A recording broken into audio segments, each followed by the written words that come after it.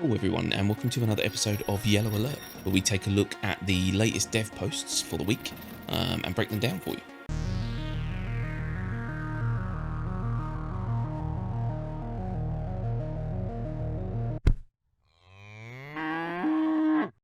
Okay, so first up we had a post from Sabnormal and it said CIG WTF with the Super Hornet in 3.14 and then in brackets solved. So basically it says 3.14 has really infuriated me, CIG. You had one job to do. With something like this, I look for my peels. And so basically there's an image there that shows the hit points for the Hornet as the same as the Heartseeker, I believe. But basically a massive decrease compared to other Hornets. So the Super Hornet has like half the hit points or something like that. And Yogi Clap has come back and said the tuning process is still happening as we speak.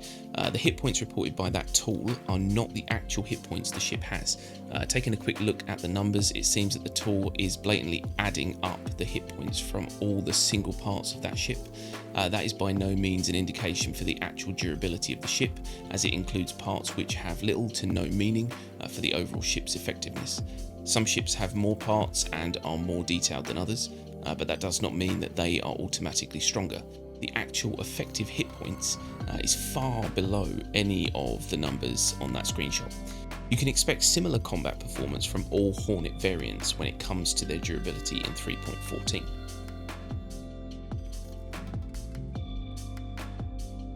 So next up we had a post from Saphod Hawk and it says, why is there no joystick keybind menu? I use a HOMAS and pedal setup, so many things have changed, yet there is no way to reassign keys short of editing an XML file. I've spent more time fooling with XML files than I have in the PTU, and my setup still isn't working properly. Who thought this was okay? So Yogi Clat has come back with two responses. The first is, it's certainly not intended, we'll investigate on Monday. And then he come back reasonably quickly and said the issue has been fixed internally and should be in the next patch. So for all you guys having problems with your keybind menus, it should be fixed in the next patch.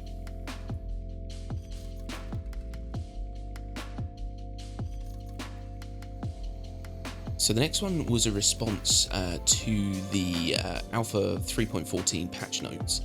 There was a question from Tybercock. Tybercock? Come on now. Tybocock123, and it says, anyone know the DPS of the ballistics? And Yogi Class come back and said Ballistic Repeaters and Gatlins in S1 to S4 have about 70% more DPS than comparable energy repeaters. So, good to know. Next up we had a post from Daedalus and it says Gatlins need more brrt. I generally approve of the direction that ship combat seems to be going in with this patch, but one thing leaves me underwhelmed. That is the lack of brrt in the ballistic Gatlins. What I mean is their pathetically low rate of fire, which all seems to be in the region of 900 to 1000 RPM. They have always been too slow, but in this patch it's noticeably more underwhelming.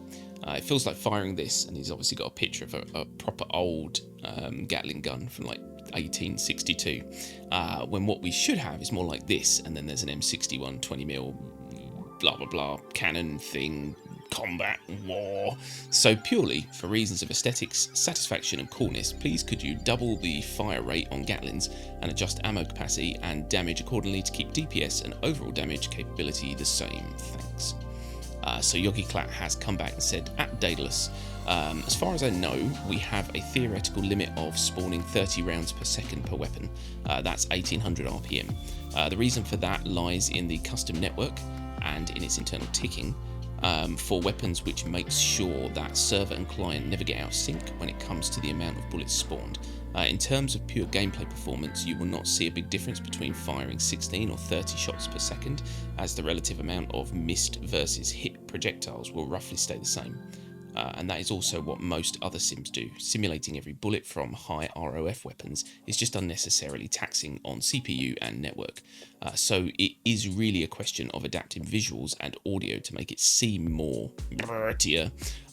We'll poke the respective teams about it. Next up we had a post from Jack Axton, and it says, Combine does less damage than a size 2 cannon. As stated, I went looking for Urkel for 3.14 and noticed something curious. The Combine, a size 4, was listed as doing a paltry 176 DPS, far below the deadbolt of the same size or literally any other size 4 weapon. For giggles, I looked up the Tarantula Mark II, which has a DPS of 504. While the Combine has a slightly higher alpha, it fires much slower and only holds 100 rounds compared to the 220 rounds of the Tarantula Mark II. Now, as CIG loves to say, Urkel can be wrong sometimes, and the Combine supposedly has explosive damage that maybe Urkel is not accounting for, so I decided to test it today. I don't like plugging my own shit, so source will be below, but only in the interest of showing that I'm not fudging numbers. I decided to see how long it would take to destroy a Cutlass using the Tarantula Mark II and then the Combine. I aimed at the rear topside spinal column of the Cutlass for both tests, the area before the ducktail. Tarantula wins hands down. Tarantula Mark II time to kill 38 seconds, 127-ish out of 220 rounds. Combine time to kill 1 minute 50 seconds, 88 out of 100 rounds. While I cannot account for how much the supposed explosive damage does, the result was incredibly disappointing and the Combine is effectively neutered. With its low ammunition and low damage, just about literally every other weapon in the game is more effective than it right now. With this being PTU, I would like to assume that this was done intentionally so people may try new things for testing purposes, but just in case it's not, well, that's why this thread is here. Source for tests conducted is below. Basically, there's a video there showing his test. Now, Yogi Klat has come back and said, at the moment, Combines are quite hard to balance because we still have a bug in the explosive treatment where shields are affected more than they should. Once that is resolved, we will take another look at them. However, in general, we do not want the Combine to be slotted into the performance envelope as other cannons. Due to the splash damage, the plan so far was to push it more into a suppressive weapon against ground vehicles and infantry. As such, it is okay that the damage output does not compete with other cannons of the same size. While we certainly won't reach that goal in 3.14, we ultimately want to find a role not just for every ship, but also for every weapon. So that's a good answer. I think that answers that perfectly well. And next up we had a post from Aniron, and it says, Constellation is a capital ship now? Now this does not seem to at all grok with what we have previously been told. Grok? What's grok mean? Where the Polaris is the smallest ship currently considered a capital ship. Yogi Klat, could you clarify this please? So Yogi Klat has come back and says, I gladly clarify this one. 3.14 was very focused on getting the baseline for fighters right, and as such we internally created performance classifications for all fighters or fighter class ships. Any other ship that did not fit those fighter categories we simply put into another bucket. So all ships with the general idea of not being able to offset their velocity and direction vectors fast enough to hold up in a turn fight with a dedicated fighter, and that clearly is and should not be the case for a ship with the size of a Connie. Anyways, back then I just labelled the other bucket capital ship. It's technically wrong, but another name was not really needed either. So we went on, and between us devs in the combat team, it's somewhat stuck. We could have also called it non-fighters, slow movers, large ships, or trucks and above. That's pretty much all there is to it. As a side note, when I use oddly sounding terminology, do not interpret too much into it. As gameplay developers, we, e.g., do not use CF337 Panther Repeater as a name.